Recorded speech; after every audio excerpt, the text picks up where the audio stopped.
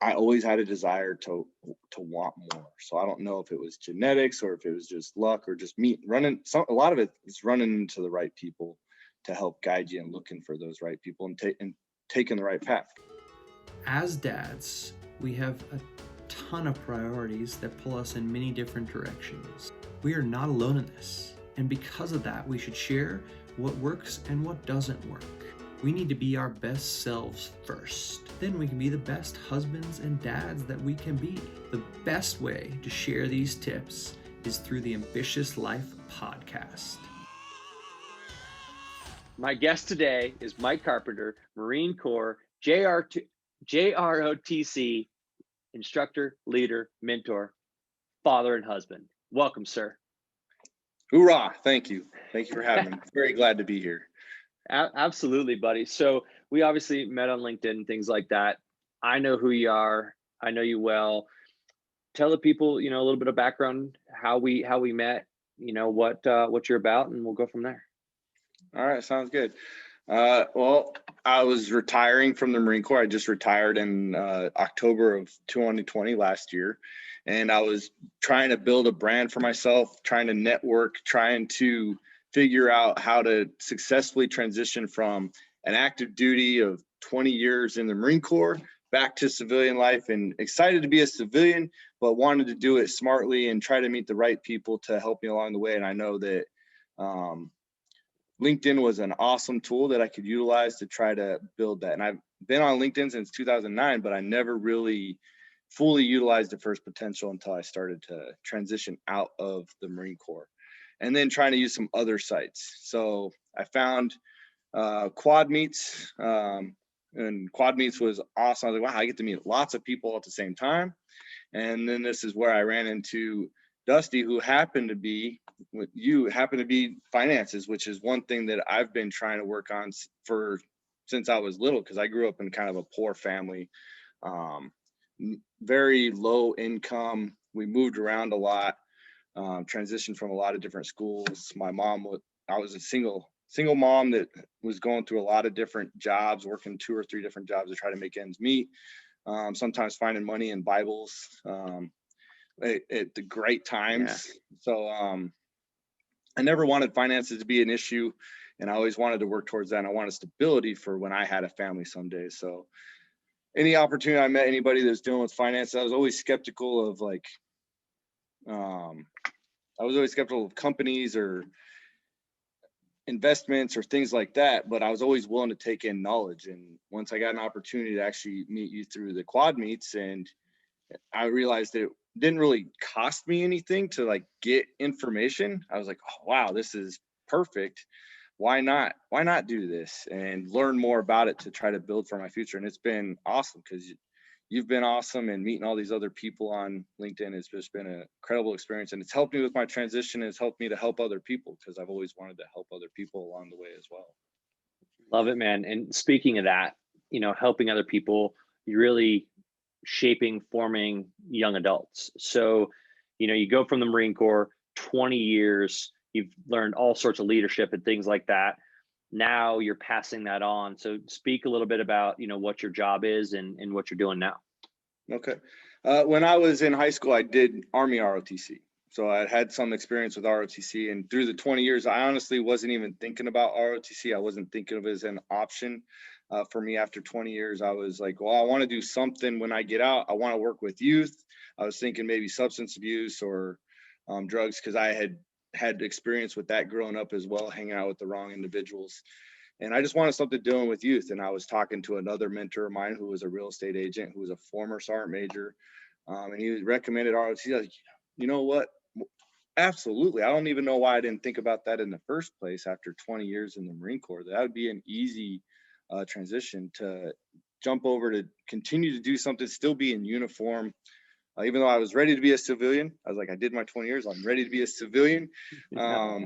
However, why not take the knowledge I have and that I've learned and build it back in? And the Marine Corps ROTC program isn't about preparing individuals for the Marine Corps or for the military in general. It's about building a better citizen, giving back to them, building discipline, giving respect to elders, and giving them leadership tools, and trying to get them to come out of their shy zone and build their confidence up through means of drill, color guard, through means of physical fitness, and giving them opportunities that maybe they didn't have before. And we deal with everything from health to PE to math to even science, history. Wow.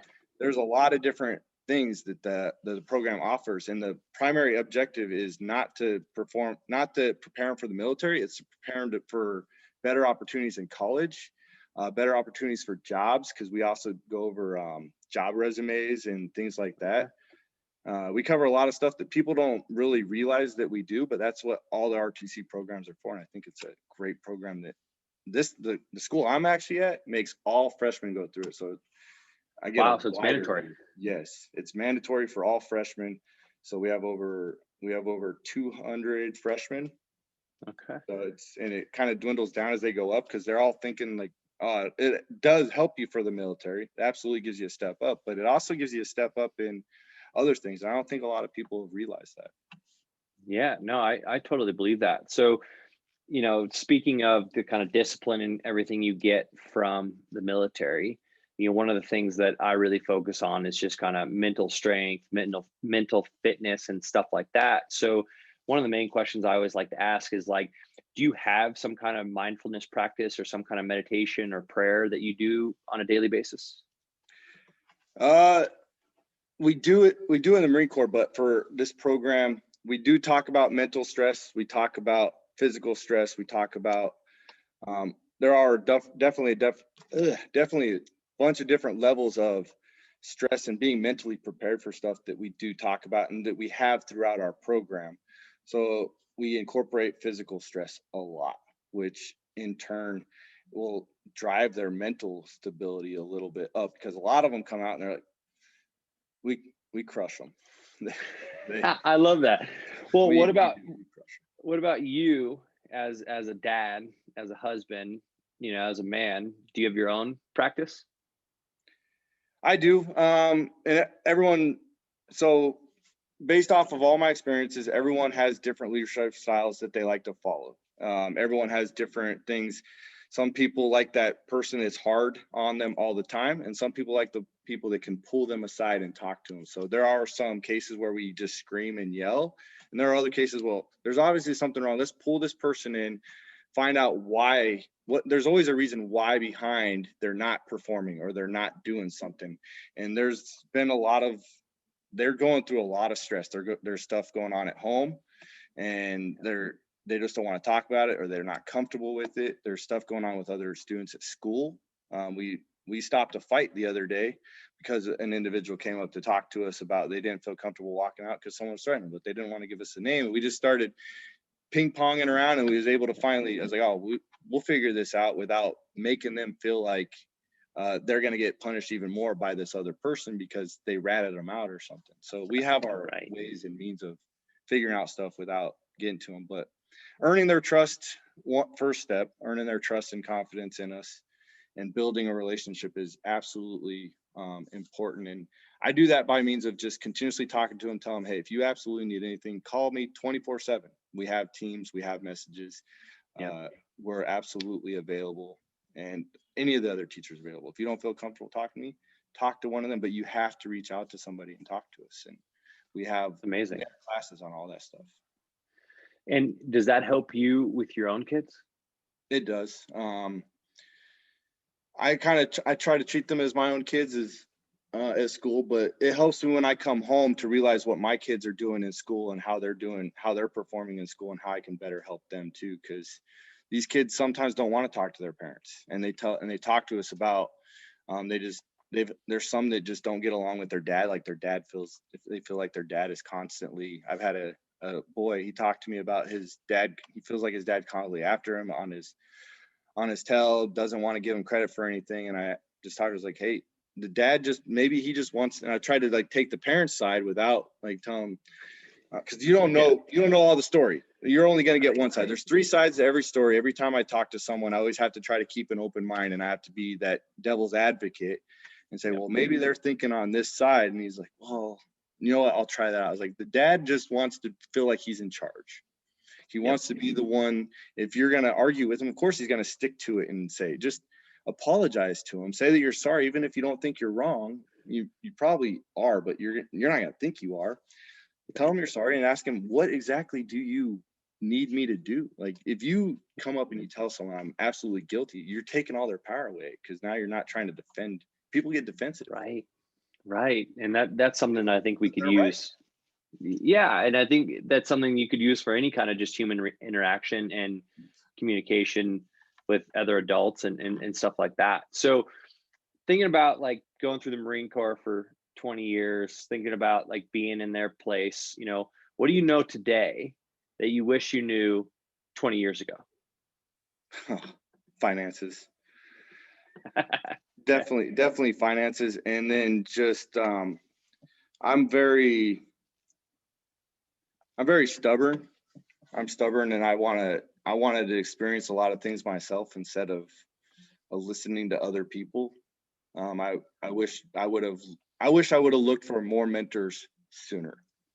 I didn't really reach out for mentors. I was like kind of just waiting for people to find me. I was like, I gave my life to God. He's going to help me along the way. And he did. Like there's few points in his life where I can specifically point out where there was some stranger interjected in my life, some random time that kind of helped set me on the right path. But I wish I would have sought out mentors and leaders sooner, because they're not going to seek you out.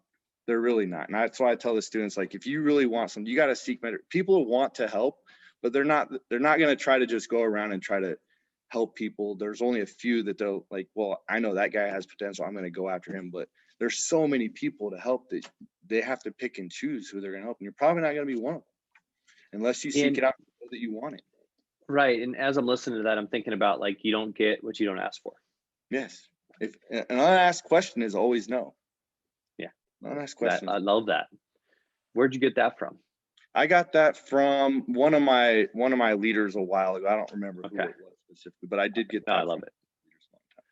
So what is actually, something? It was Mass Sergeant. It was Mass Sergeant Chandru. Mass Sergeant Chandru. Okay. And I still talk to him. He lives in Switzerland now. Wow, I would love to travel and check out Switzerland, just because I'm a mountain junkie living here in Colorado. I want to go check out the mountains. Those are some, the Alps. What's something you're curious about right now? What am I curious about right now? Yeah. I'm curious about how my daughters will be when they're teenagers, and what their future looks like when they get to be in their teens, and how their school is. That's what I'm curious about. Okay. And how much of an impact that I can have on them. Yeah. And how old are they again?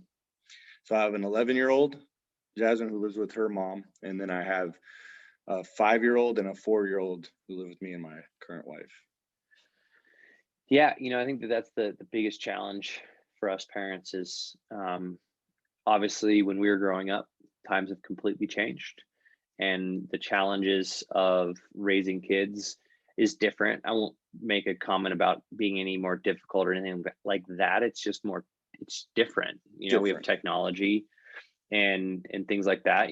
My now 8-year-old was like, for Christmas, he goes, "Dad, I want an iPhone 12. I'm like, "How do you know the number?" And I was like, "No, like there's no one for you to communicate with, right. Like, sorry, you don't need one." So I think that's a good call, is like what the world's going to be like, what school's going to be like, for years, it's, a couple years away. Absolutely. Well, my 5-year-old in kindergarten asked us for a phone because she said one of her other friends in her grade had a phone. I was like, no way. That's not happening. Ain't happening. Sorry. I don't do that just because other kids have that kind of stuff. And I know I was kind of that way when I was a kid too. That's just natural behavior. But I think sometimes as parents, you kind of have to reel them in and kind of be realistic. Absolutely. And I mean, that's what we're here for, is to kind of mold them, but then also let them, we all messed up. We all learn from those experiences. And so what's something you've failed at? Something I've failed at. There's a lot of things I know I've failed at. I failed at putting more time towards my 11-year-old daughter. I know that Some of it was uncontrollable, but there was a lot of it that was controllable that I could have done differently in my last 11 years in the Marine Corps, as far as putting forth time and effort and trying to build a stronger relationship with her.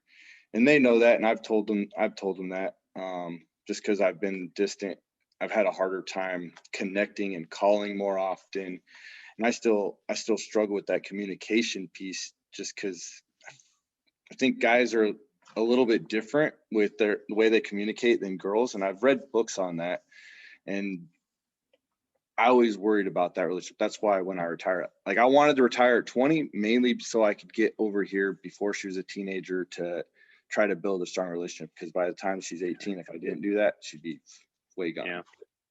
Yeah, man, I can appreciate that. Do you have any like specific me time where it's like, just leave me alone? This is just, I do this just for you. When they go to bed. Yeah. What do you do? What does that look like? That's about it. 7 o'clock, they go to bed here. And then it's just me and my wife laying in bed and watching TV or talking. And it's been on our phones recently. I think phones have been a horrible thing in our life. We've cut it out, but at the same time, then we just don't have anything to talk about, because it's the same thing day in and day out. We do make time if we need to go on a date, or now that they're getting older, we're more comfortable with letting them go over and staying at another person's house, which now we're closer to Mindy, so we have a babysitter, because that's Mindy's Jasmine's mom. Okay. And other than that, there was no really me time, because my wife doesn't drive. She's learning to drive, so every time I go to work, I come home, they're stuck in the house, they want to go, so we always go everywhere as a family. Now it's been getting to where I'll be able to go out with my friend and play some poker for like one night out of the month. There we go. I was gonna say, come on, man. Like, yes. Last month was the first time that I actually got to go out by myself in the last 3 years with a first sergeant that I work with and play poker for like 3 hours, won $100 or $200 at a tournament. And now she's agreed that I can go out like once a month, which is completely fine. I won't abuse it. I understand that she's stuck at home right now, doing the wife thing. And it's not easy to be a stay-at-home mom. She's agreed to that. And since she's from Cuba and isn't able to drive at the moment, we're working on that too. She gets stuck here. So I accepted that when I got married. I accepted that entire thing. So that's something that I just have to adjust to on my own, and know that I can't stress out of not having the me time. So I respect it.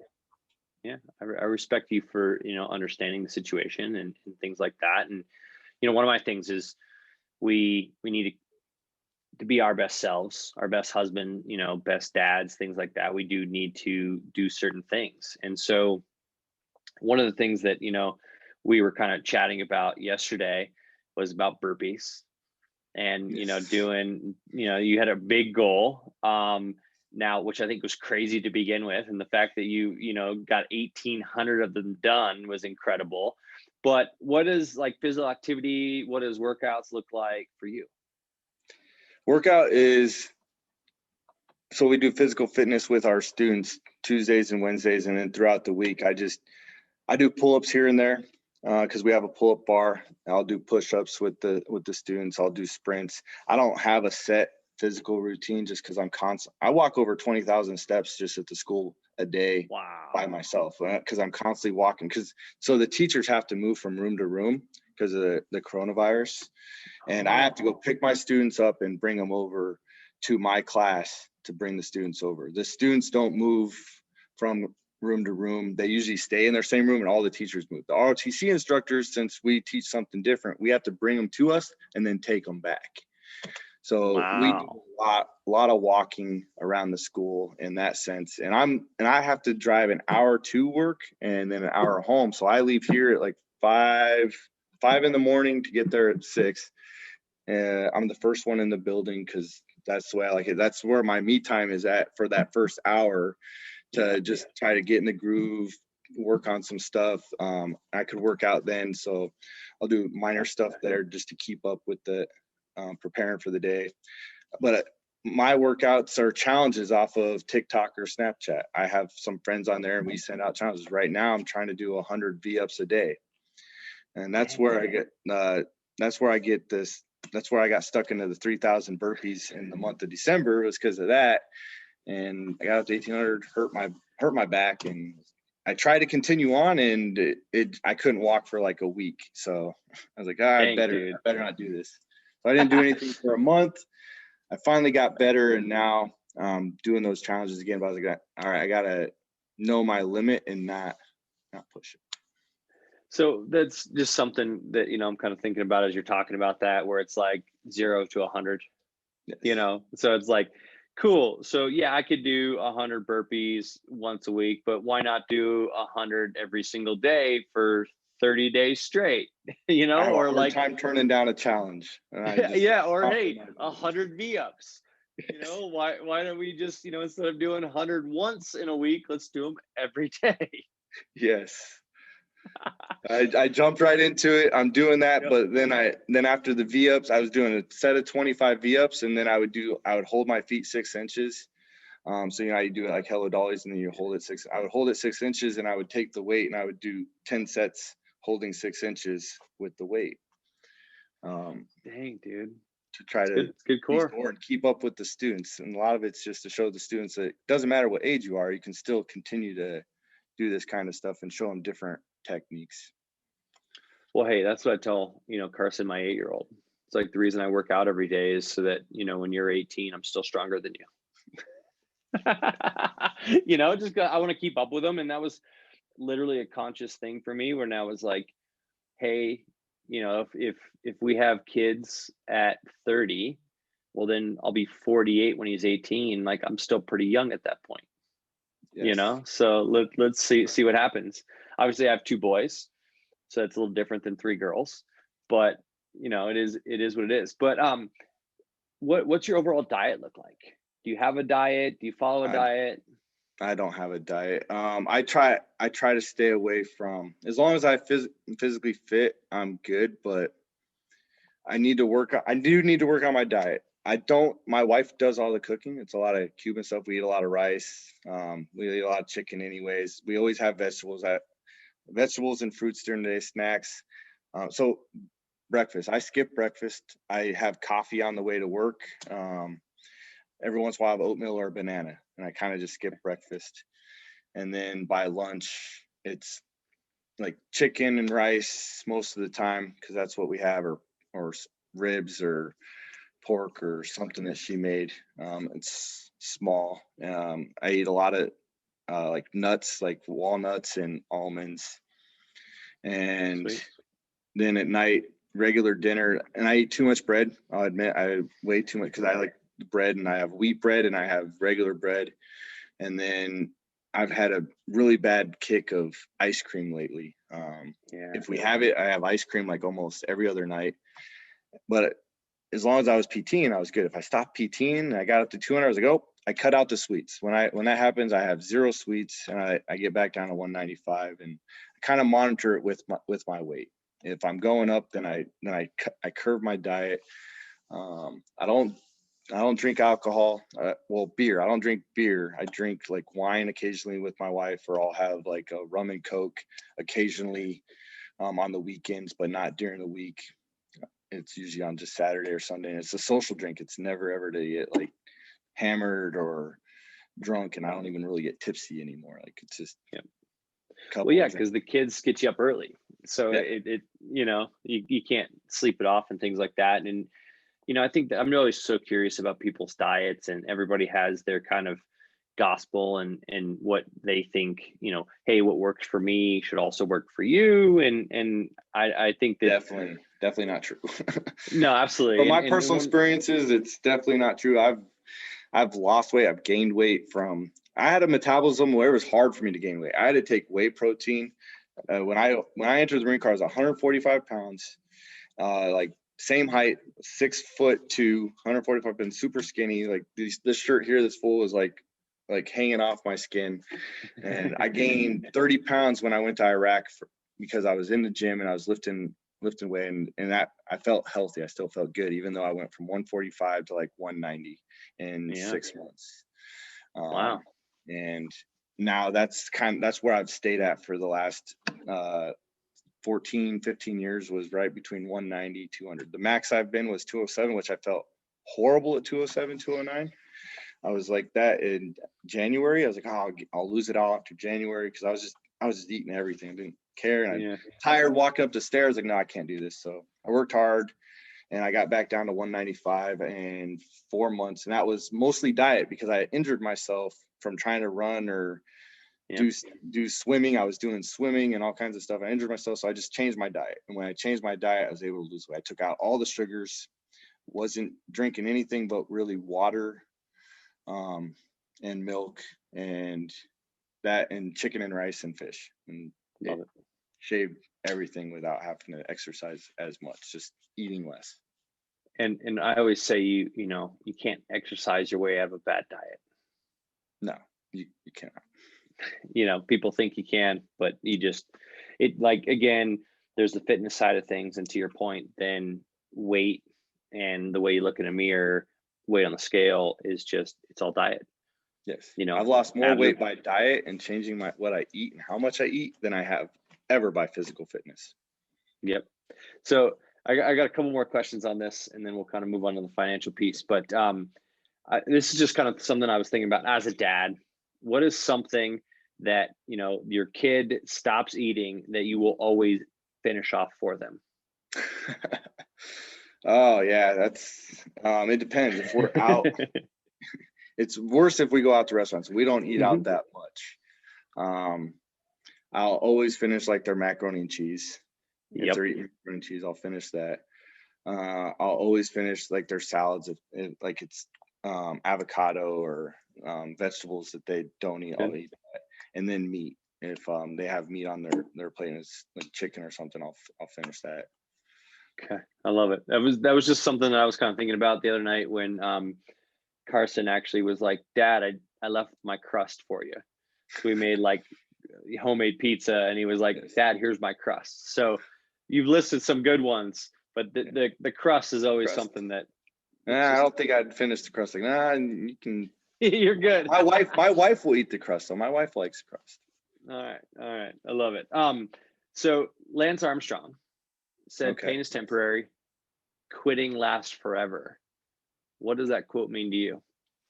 Oh, I love quotes. I know you do. What that means to me is, if you quit once, that means you're gonna quit anytime anything gets hard. To me, I think that if you don't push your way through that adversity, you're just going to continuously quit the rest of your life on things when it gets too tough and too hard for you. And you're going to always take the easy way out until you can decide, you know what, I'm going to be mentally tough, and you know what, I'm going to gut this out, and I'm not going to quit until I get what I want. But I think that once you quit on something, it just makes it too easy, and you've mentally set yourself that you're just going to continuously do it time and time again. You always have plan B, do you think you had that in you, or do you think that was trained in you by being in the service for 20 plus years? I think I had that in me just from how I grew up. I did not want the type of lifestyle I grew up in. And I think some of it's built into you. Some of it's maybe an anomaly. I don't know. Some people are surprised that I am the way I am just because of the family I grew up with and how I was. Everybody, like cousins, I have a cousin that just went to prison the other day. Like, he just went to jail. He's only like 21. And like all my cousins, none of them want to work. None of them want to do anything for themselves. All my aunts and uncles are pretty much alcoholics, and they all blamed it on our grandpa. My mom was an alcoholic for a while until she decided to quit. And I was always taking care of my brother growing up, and my sister. My brother has a good job. He's taking care of his family. He's doing well for himself, and he's still messy. Like, he's lazy and messy, but he still takes care of stuff. And my sister has 8 kids, and she lives with my mom's she's living within mom's house, paying my mom rent, staying at home. And I think that I wanted something different. And I strive for it. I said that I ain't going to let that happen to me. I've seen all these other people go down. I'm going to learn from them. And I always had a desire to want more. So I don't know if it was genetics or if it was just luck or just me running. A lot of it is running into the right people to help guide you and looking for those right people and taking the right path. Because I was surrounded by friends that weren't doing what they were supposed to be doing. I was doing drugs with them. I had 2 jobs, and I was the one that was stealing stuff to pay off my friends' debts. And I was trying to take care of them. I was always constantly being used by my friends. I was like, this isn't the life I want. I want to go to college. I want out of here.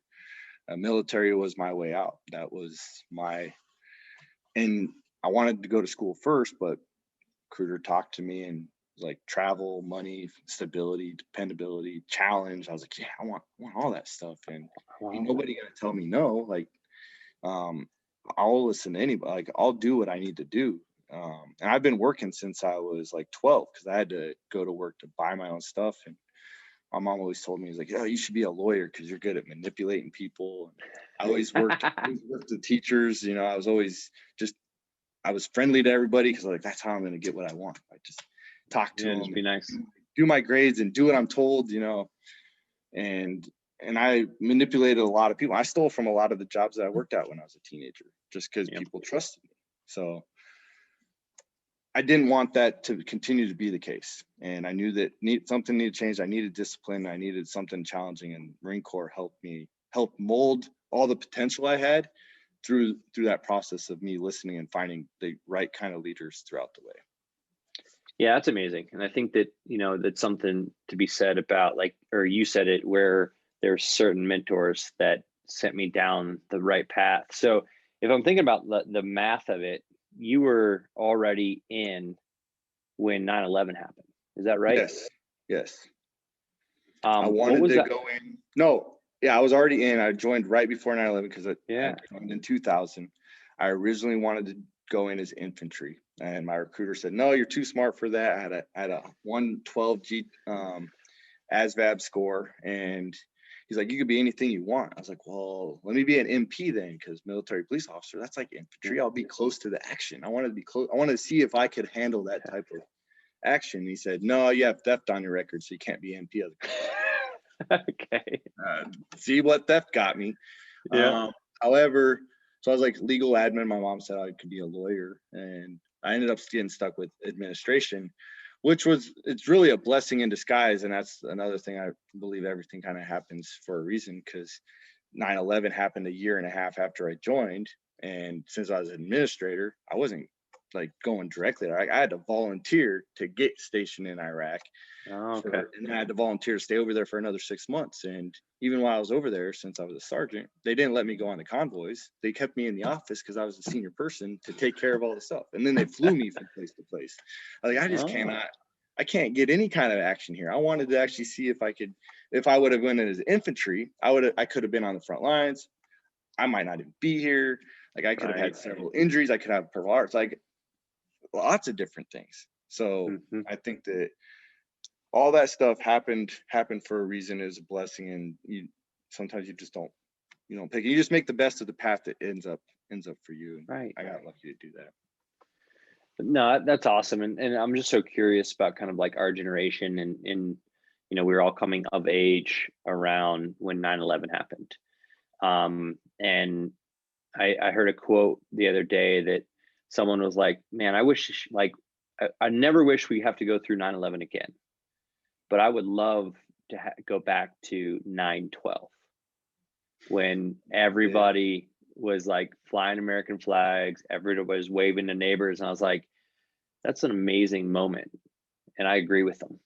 Yeah. Well, the quote I like the best was, I don't want to quote it wrong, but weak people build strong. I think weak people build strong men build stronger future. I'd have to look it up so I get it right, because it's a great quote, but it's a vicious cycle. And if you actually look back through the cycles, what brought military together is all the struggles. When people go through adversity and they go through trauma together, that builds people, that builds camaraderie. So unfortunately, as unfortunate as it is, sometimes those things are kind of necessary to bring people together and realize, and make them realize, since they don't want to learn through history. That's why history repeats itself time and time again. And I wasn't a history, but I don't like history either. But I've realized over time that it is important. And sometimes people need that trauma to set them back. It's like, hey, we should be one. And it's unfortunately, we're human first type of thing to get that spot. No, I totally agree. It's, unfortunate that we have to go through the kind of the valleys to climb the mountains and see, the view. So I totally get that. So let's switch gears a little bit. What's something that you value the most? I value family the most. I've always valued my family the most. That's amazing. What would you say is your top financial goal for 2021? My top financial goal for 2021, owning my house in Texas and getting out of this, not having the debt of my vehicle, really just my vehicle. And I already got rid of my credit card debt. So to be completely financially zero debt, besides my houses and the investment that I have. And I think I'm on that path, and then to make sure that that my investments are solid going forward. Yeah, no, and I think that's, you've said a couple points there. And one of these thoughts that I've had is, everybody says, when we're looking at budgeting and things like that, we have two choices. We either live within our means or we expand our means. And that's one of those things where living within our means is kind of constrictive, but expanding our means, I love that kind of just growth mindset. Yes. So going back to kind of what you said there, I love getting, we have the debt versus investing. So I've probably said this to you before. Not many people have heard me say this, but you've probably heard me say this, which is favorite quote, Einstein, right? Eighth wonder of the world, compounding interest. Okay. He who understands it earns it. He who doesn't pays it. Yes. What does that quote mean to you? For me, that would mean that someone that understands how to either network or understand how to make money work for them, instead of trying to go out and constantly trying to earn money, constantly going out and trying to work.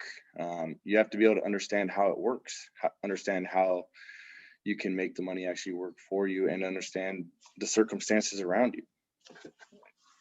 Yeah. Constantly be growing. Right. Exactly. And I think that's the idea that, when we value time, as I say, that's our one tradable commodity. And we can either, we're always trading something for time. And a lot of times that we're trading that for money. And if we can find ways to turn that into passive income so that we're not trading our time for it, then that's ideal. So when we're thinking on this finance thing, what's a common belief about budgeting, finances, investing that once you got older, you realized was a total myth, was total BS? That owning a house was debt. I grew up thinking that owning a house was debt. Having certain luxuries was a good thing, like vehicles and cars and that type of stuff was just like, you can showboat this stuff and that would help you out. And I wish I would have known earlier that finances don't really work. When I read the book Rich Dad Poor Dad, absolutely my favorite book to start out with finances. 2013, I was a gunnery sergeant. I already been in the Marine Corps for 13 years, and some staff sergeant recommended it to me. And when I read that book, I was like, wow, I don't know why this book wasn't recommended to me a long time ago. And then I talked to my real estate agent, who told me, he's like, oh, talking to a real estate agent is free. I was like, it's free to talk to a real estate agent? I didn't know that. He's like, yeah, I'll show you homes. You don't pay for any of this stuff. I was like, really? No way. No way. He just wanted to show me one home, and then he talked about the future, and I was like, wow. I was thinking about $256,000 in debt. I wanted to be able to not have to do that. He's like, it's an investment towards the future. If you're renting a place and you're forking out $1,850 a month, you'll never see that again. You're building towards someone else. If you're buying a place, you're putting money into it, and you're buying a good spot, of course, and the money goes up. That money you could eventually try to get back if you sell it. Like, man, I never thought about it that way. Of course, like, I'm building into my own future. And if I rent it out, someone else is paying into my future. I did not think about it that way, and it made me think about the way making money earned for me instead of continuously working for I thought continuously working at a job and trying to put in savings was the way to go, and the TSP and was the way to go. And now, like, no, it's people, it's networking, it's knowing more people and building a huge network of helping others. That's actually going to get you much farther than trying to just continuously work. But for me, I never mind work. I love work. I'll probably work until I fall over into a hole. Die in your boots. To me, it's not a job. To me, it's something to do, and I actually I've loved doing everything that I've done, and I can make it enjoyable. I just adapt to it. So I don't think I'd ever quit, regardless of how much money I had. Yeah, I think that's a good point. And I think that's where, when you're renting, you're paying someone else, and they're the ones that are earning off of that. And there's a whole lot of other, great benefits of having kind of people rent your property, capital appreciation, obviously writing things off, stuff like that. So I think that again there's a lot of ways to make your money work for you. So I think that's a great call and then, when people talk about debt, like there's, good and bad debt, houses, student loans. You could make an argument for cars depending on what kind of interest rates you get. But, really where you start losing is the credit cards, and you're seeing the 17, 20%. And so everything like that. So we'll kind of wrap it up here, but what's one question or something that you thought I was going to ask you, but I didn't? Okay. Well, real quick on the credit cards yes. And loaning to friends is also bad debt. That is the worst thing to do, loaning to friends. You're never going to get that back. No, you won't. And I would be $30,000 richer if I didn't give to friends or exes. That was horrible investments. So I would definitely not recommend it. But one question I thought you would ask me that you did not, as of yet, are you happy in your current situation to be a father figure? Like, yeah, I love it. How do you answer that then? Oh, I am absolutely loving it. I've always wanted to be a father. I wanted to be a father since I was a kid. Because I grew up without a dad. I had a bunch of abusive fathers and stepdads and stuff, and I wanted to prove that I could do it right, not just to myself but to other people. And my father I don't know if he was really given a chance. I met him for the first time in my life when I was 18, but my mom knew that he only wanted to stay around because of me. He was all about his band, and he still is, like, a lot about his band. He's been taking care of my younger sister. Like, he's done a lot better, but he hasn't really reached out to build a relationship between me and him.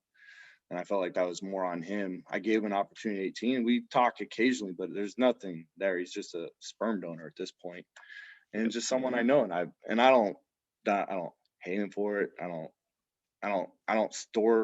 even like to use that word, because I think it's just aggressive. You shouldn't have that for anybody. Everyone has their own reasons for doing stuff and passions.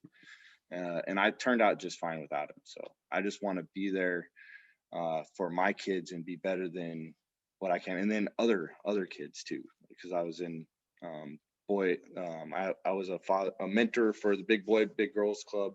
And that was absolutely an amazing experience. I want to be a foster parent someday. Once my kids are grown up, just convincing my wife to do that. So there's a lot of people out there that just need someone to continuously try to be there for them if they don't have anybody. That's what I want. I love that, man. And so I was just kind of thinking, you kind of threw out one book, right? Rich Dad Poor Dad. Yes. What other books would you recommend to, your 18-year-old self? Legacy. I think Legacy was a really, really good book about competing and continuously, no matter what level you're at, competing. And the captains, it's about the captains. I can't remember who that one was by, but that one was a really good book too, because it talks about all the sports franchises, the dynasties. It's the captain something, but really who leads the team? Is it the coach or the captain? And all these sports and stuff. And I mean, it's most likely the captain. Like, look at Tom Brady, what he just did. Like, no matter what team he's on, it's that one person that brings everybody together. And it doesn't have to be the best person on the team.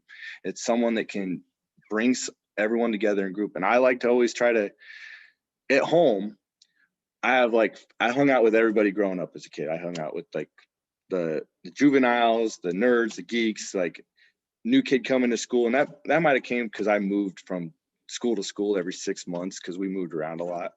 And I got along with everybody. And some friends, like, they don't hang out with each other unless I come home. When I come home, I'm able to bring them all together. But other than that, they're like, I don't really want to hang out with that guy. They're completely different. I hung out with the Cowboys, the Jocks, because I was a wrestler. And I was just able to get along with everybody. I never really got bullied or picked on. And I wasn't extremely popular. I wasn't like the most popular kid either. I just was there, and I just did what I needed to do to get out of school. Yeah, and I think that's something to be said, and probably where it sets you up for success and things like that. And so we'll kind of wrap it up here. But any final thoughts that you want people to remember, take home, and learn from? You don't have to be perfect in life. You can always make a mistake, and you just got to self-reflect every day to try to find ways to be better. Because I could paint the picture that I was an awesome, outstanding kid because I had a lot of great things that I did as a kid, but I could also paint a picture that I was a extreme juvenile delinquent, depending on how I told the story. And it's a mixture of things. And there's still some things that I'm definitely not good at today. And I constantly, my wife constantly corrects me on things, and it's like I'm not the one in charge when I come home. She constantly reminds me of that, like, take out the trash. Like, why do I have to do this? And I fell on that every single day. And I yell at other people to take out the trash. And I don't want to be in charge when I come home, but I don't like being told what to do either. But I have to. So happy life, and amen. You make your own happiness no matter what. Dude, absolutely. This has been amazing. Thank you for taking this time, and hopefully the people get as much from it as I did. So thanks again, man. And thank you for having me. You're an awesome, outstanding person. I think this is a great idea, and I hope you do extremely well in this, because I thought I was gonna have to come up with like the questions and the comments, and you made it extremely easy and smooth, and it's been fun. I've actually enjoyed it. Appreciate it, dude. Awesome.